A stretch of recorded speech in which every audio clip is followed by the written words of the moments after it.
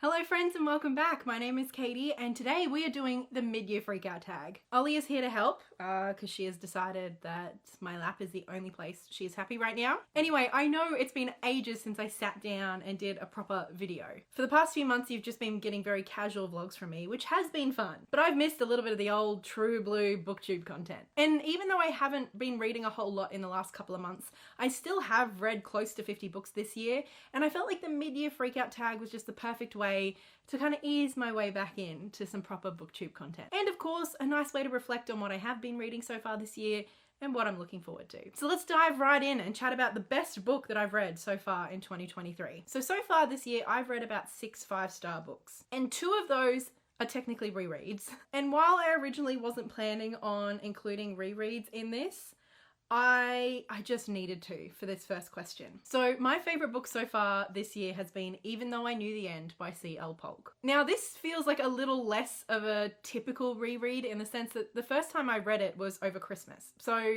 like very close to this year, and I read it very quickly while I was like making a cake for Christmas Day. So although I gave it 4 stars at the time and really enjoyed it, upon re-listen earlier this year, and like I really took my time with it. I don't think I had it on like a faster speed at all. I just like listened.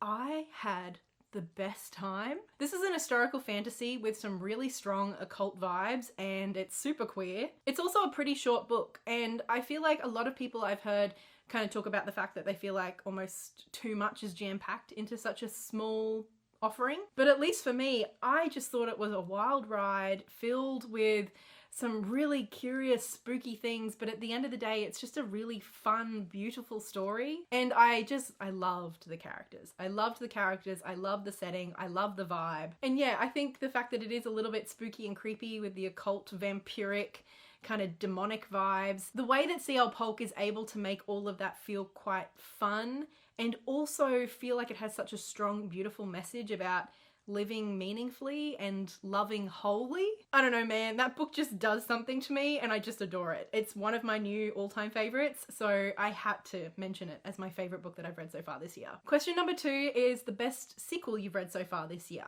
Now, quite a lot of my reading has actually been books in series, so I had a lot to choose from. But at the end of the day, the choice was pretty clear. This is one of my other 5-star reads so far this year. It is In the Labyrinth of Drakes by Marie Brennan, and it's the 4th book in the Memoir of Lady Trent series. This series is set in an alternate world to our own, but it is all very much kind of influenced and based on our world. Essentially, our main character is living in a time that is very equivalent and similar to Victorian England. And she is a naturalist, a scientist who becomes obsessed with dragons and also becomes one of the foremost expert on dragons. And this series is her in her older age looking back on her life and retelling her life and her adventures. I've been absolutely loving this series all round. I think all of the books have been at least 4 stars for me. The audiobooks in particular are just exceptional. Lady Trent for me sort of feels like if you combined, I don't know, at least my idea of like Julie Andrews and Maggie Smith into a woman who's living in a fantasy world where dragons exist. She's so funny and so intelligent, but I love too how she really is honest about her flaws and where she kind of made mistakes throughout her life as well. This isn't a perfect series, but this was just such a fun read. Obviously, I can't talk too much about the actual plot because I don't want to spoil previous books, and obviously this was extra special because of the journey I've already been on with the previous 3, but this one in particular just felt like it hit that perfect combination of romance and adventure and excitement and dragons. The dragons are very present in this one, and the character development that we can see very clearly happening for Lady Trent and the people around her, like by this point in their story.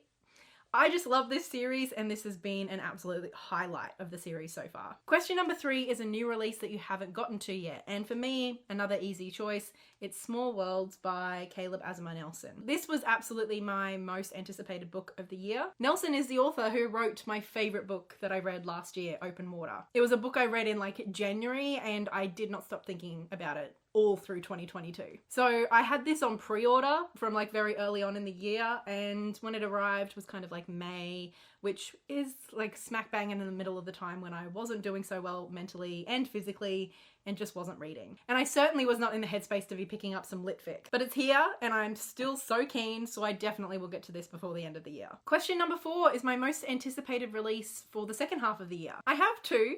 The first is a sequel to a book that I just absolutely loved last year, and that is He Who Drowned the World by Shelley Parker Chan. She Who Became the Sun is just such an incredible kind of adventure, military, historical fantasy. I think I gave it like a 4-star, so I really, really enjoyed it. And it's one of those books that I still think about all the time. It was just so powerful. And I think the writing in particular was just exceptional. So I'm kind of nervous about He Who Drowned the Sun. I feel like it's going to be pretty fucking intense, just as She Who Became the Sun was. And I'm honestly still not quite sure when I'm going to be in the headspace to read something like that. But I mean, it's definitely going to happen at some point. I have a second answer for this as well, and it's a little bit more lighthearted and is coming out very soon, and it's Beyond the Story, which is the new BTS book. And I am especially excited about this because I just love all of the drama that's been happening in the publishing industry for the last like 6 weeks leading up to this release. If you don't know, basically it was announced that a book by an international artist was going to be released. And we had the date, the 13th of June as the like announcement date, and the 9th of July as the release date. That's all the information we had. And so there were 2 fandoms who quickly kind of latched onto these dates and these Easter eggs and assumed it was their idol who was releasing the book. The first was the Swifties. The Swifties were convinced, but come on, us armies knew it was BTS. I understand that there were some like reasonable Easter eggs from the Swifties, but like the 13th of June and the 9th of July are like core BTS dates. They're not just like some random thing mentioned in a song 10 years ago. They're like absolute core dates that are celebrated every single year. So I'm sorry, Swifties. I hope you get a book some other time. But yeah, I'm really looking forward to Beyond the Story. Okay, coming off that high of the books that I'm really looking forward to towards the end of this year, now let's chat about the book that has been the most disappointing read of the year so far for me. Now, I have had quite a few books that I would label as disappointing or subpar, but I think the one that I'm most disappointed by and the one that I look back on with the most regret, is regret the word? That seems a bit strong, would be Priory of the Orange Tree. Priory of the Orange Tree is obviously a well-beloved fantasy staple at this point. Obviously, the prequel was released to much fanfare earlier in the year, and as I've been getting more and more into fantasy recently, I just loved the concept that I'd heard talked about around Priory of the Orange Tree. Although now that I look back on it, people never really spoke too much about the plot. They were more talking about the fact that it's a standalone fantasy and the fact that it's sapphic, which, I mean, both of those appealed to me enough, clearly, to buy the book and to get excited about it. Also, there being dragons. I was very excited about the dragons and the pretty cover didn't hurt. But then when I finally got to actually reading it, I decided to do a whole vlog because I was so excited about it and I genuinely thought I was going to find a new favorite. I went into this with such high hopes and they came crashing down. Honestly, I think Priory is one of the most overhyped books I can think of outside of Brandon Sanderson. And I suppose in a way, both of those things have quite a lot in common in the sense that there's quite a lot going on without any real substance to any of it. Priory is basically just a really simple derivative story of good versus evil. And I think especially given the length of this book, the 800 and however many pages did not feel earned. For how simplistic it all is, and especially for how simplistic and ridiculous and boring the ending is, the resolution. So yeah, I know I'm shitting all over a fan favorite and I'm sorry if you take offense to any of what I've said, but I guess I was just expecting so much more. I think this is an utterly mediocre book at best. Now let's talk about my biggest surprise of the year so far. I think for this one, I have to go for My Sister the Serial Killer by Oyinkan Braithwaite. This book I read in a vlog where I read some mystery books. And I think the reason this was so surprising is, one, I obviously loved it. But two, I think this is a book that prior to this year, I don't think it's the kind of book I ever would have picked up. I remember seeing this cover when it was first released and hearing people rave about it and kind of thinking it sounded interesting, but also thinking it sounded kind of scary and a bit too intense for me. I'd written it off as not my kind of thing, basically. But in the last couple of years, I've been exploring genre fiction more. It started with fantasy, but it's kind of also moved into the realm of mystery as well. And while I would not describe this as like a murder mystery in the traditional sense, I think opening myself up to that genre at all meant that when I saw this book sitting on the shelf at the bookshop, I was intrigued rather than intimidated. And I'm so glad that I did pick it up because I loved this. I had so much fun reading this. It is quite intense and there are some pretty awful things that are explored throughout the book, but overall the tone is just, it's kind of hilarious. And I mean, the title tells you all you really need to know. It's about a woman whose sister calls her right at the beginning of the book saying, I accidentally killed my boyfriend, you have to come help me hide his body. But our main character is starting to get a bit suspicious because this is not the first time this has happened. And shit just unravels from there. And it's a mess and it's wonderful. The next question is a favorite new author. Now, most of the authors that I've read multiple books from so far this year are authors that I've read in previous years and that I already knew that I really liked. But an author that is new to me this year that I have read more than one book from, because I usually feel like I need to read more than one book to deem someone a new favorite, unless a book just absolutely blows me away. But anyway, I'll get to the point. I think a new favorite for me would be Nevo. I've read the first two books in the Singing Hill cycles, these beautiful little novellas, and I just absolutely loved both of them. They are kind of standalones, but at the same time, I feel like the investment in our main character Chi and just the slow expansion of this world, I think it's best to read them in order. Basically, our main character Chi is somebody who travels this world to gather stories. And in each of these books, we watch as Chi meets a new person and spends time with them to collect their stories. And because of that, between the books, the settings are different. All of the characters aside from Chi are different. And the second book, When the Tiger Came Down the Mountain, was also a little bit more tense than the first book, I felt. I loved the writing and the atmosphere of these books. And I just loved how both of them felt like little windows into what is clearly such an expansive world. Nevo doesn't give us all this world building and all this context to build up a massive image in our mind and to make us feel like we understand every element of this world. Instead, we just get these little glimpses through these stories and through Chi's eyes, and it's such an impactful way to reveal a world. It feels really personal and intimate in a way, I suppose, and I love that. And as I said, the writing itself is glorious. So, I mean, that always has to be a consideration when talking about a new favorite author, right? Nevo's definitely someone I want to read more from, in this world and other books too. The next question I always skip, and that's your new favorite fictional crush, because like I just don't really feel like I'd be crushing on too many characters.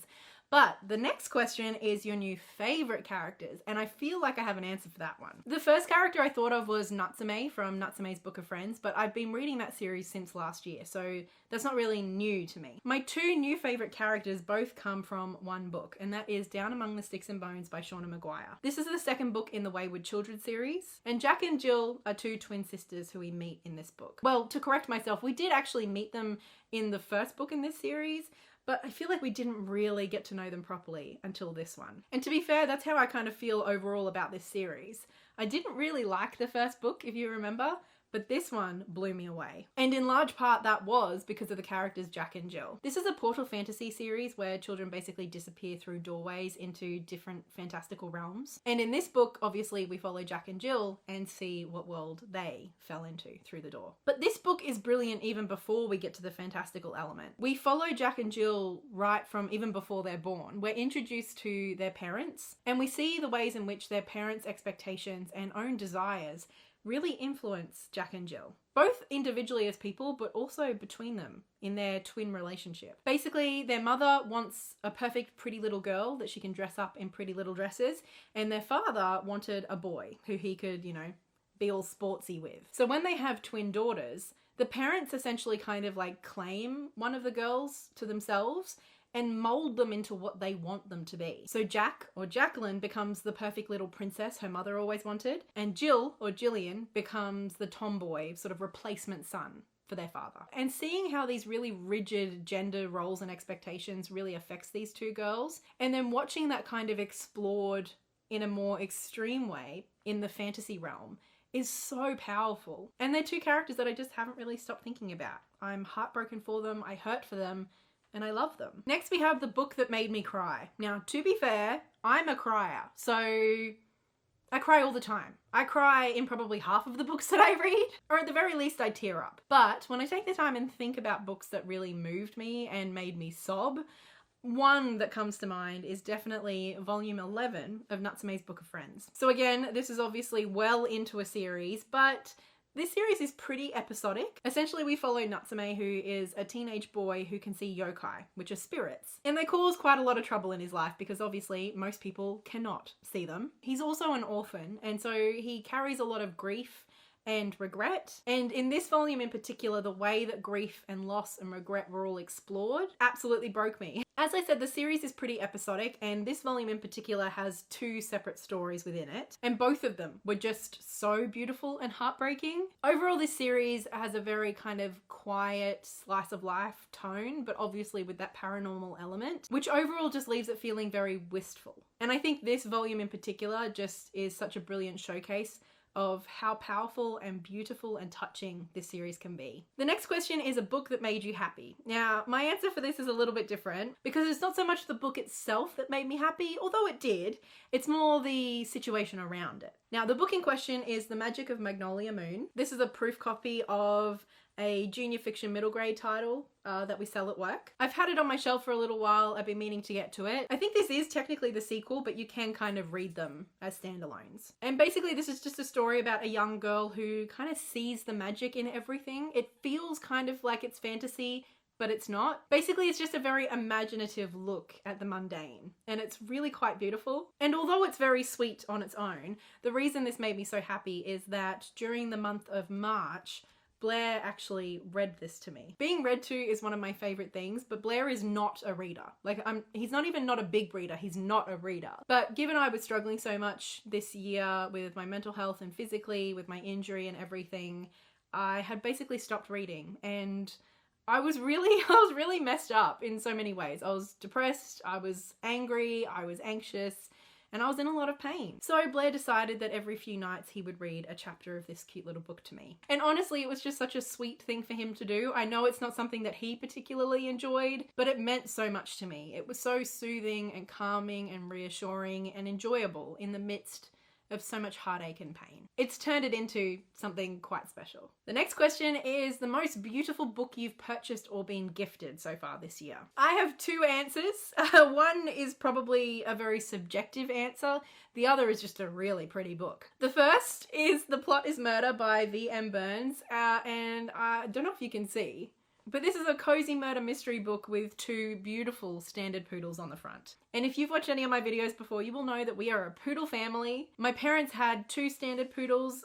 Henry, who was a black poodle, who this cover particularly reminds me of, passed away last year. And they still have Heidi, who's red. And then of course, I've got little Ollie. She's a toy poodle, but still. We stand poodles, and I bought this book. I mean, the blurb sounds good, but let's be honest, I was going to buy this regardless because of that cover. And then I think objectively the most beautiful book that I've bought this year is The Moth Keeper by Kay O'Neill, which is their latest graphic novel release. So obviously already being like a full color graphic novel, it's just a beautiful book in general. I mean, the cover itself is very pretty, but let me show you this book naked. It's so pretty, like the spine with the moon phases and everything. I'm not someone who's into like special editions and stuff. Like, I don't go out of my way to get hardcovers, let alone fancy editions. So I don't have a lot of especially pretty books, but I mean, when I pulled the dust jacket off this one while I was reading it, I mean, I was quite taken by it. I think it's gorgeous. And question number 13, what books do I need to read by the end of the year? I could just like gesture broadly at my shelves, but to be more specific, I feel like there's a couple of categories, and I have one book in particular that is very high up on my TBR for the end of the year. Firstly, I have some kids books that I need to read generally for when I go back to work, but also for the prize. We've got to come up with the shortlist pretty soon, and I still have a couple of books to get through. Oh, I just had a phone call from work cover for a survey, so I don't even know where we were. I think I was about to tell you about the book that I have very high up on my TBR to finish before the end of the year, and that is The Golem and the Jinni. This book is one of the big books on my shelf.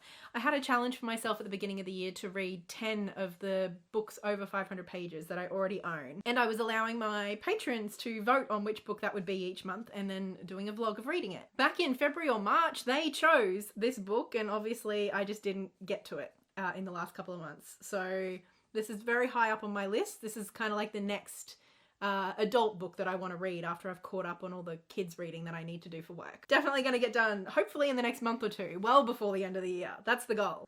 All right, well, that's it. That's my mid-year freakout tag for 2023. And I am hoping that the second half of the year will be a little bit better for my reading, a bit more consistent. I started out strong, just fell by the wayside with everything going on. But it is nice to reflect on what I have been reading so far this year. I've got some real gems so far, so it's not all bad. If you've got answers to any of these questions that you'd like to share, please do so in the comments below. I love chatting books with you. Of course, a big thank you goes to my wonderful patrons over on Patreon, and especially big thank you to Livia, Lynette Brown, and Marie, and hopefully I will be getting that big book reading vlog out to you soon. Thanks for hanging out with me and chatting books. I'll talk to you again soon. Until then, happy reading!